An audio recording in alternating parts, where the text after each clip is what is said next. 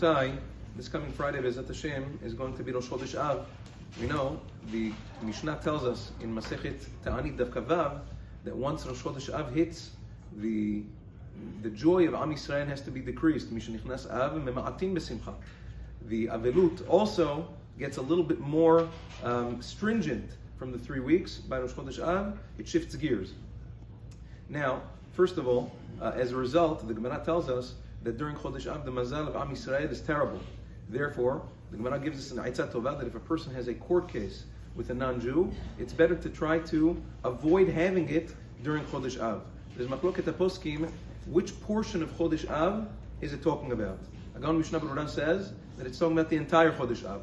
The whole month is no good. Agon Levi Yitzchak Mibarditchev in the Sefer Kiddushat Levi says, no, until Tu B'Av. After Tu B'Av is a Yom Tov, then it gets better. At that point you can have it. Maran Zechon Bracha proves from other poskim in Chazon Obadiah, says no, he's the most lenient. He says that only until the 10th of Av, the 10th of Av is when the Beit HaMikdash was actually, the bulk of it was burnt. After the 10th of Av, the mazal of Chodesh Av starts getting better, and therefore after the 10th of Av, it's mutar. Anyway, this is not an isur. If a person wants to have it, there's no isur involved, but it's a good idea. Also, when the month of Av begins, a person has to be mima'et b'masau matan shel simcha, which means a person has to decrease any kind of joyous transactions. What does that mean? For instance, buying jewelry between chatan and kala, that can't be done during this time. Or furniture for a couple that's going to be married. All these things are transactions that are linked to joy. A person has to decrease them during this time. Nevertheless, regular business is mutad during this time. Or even regular purchases are mutad during this time.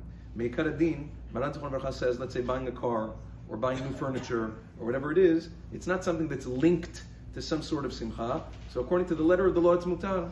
But since these are things that even as is, getting a new car makes a person b'simcha, or I don't know about today when the leases are through the roof, but in general, buying a new car makes a person b'simcha.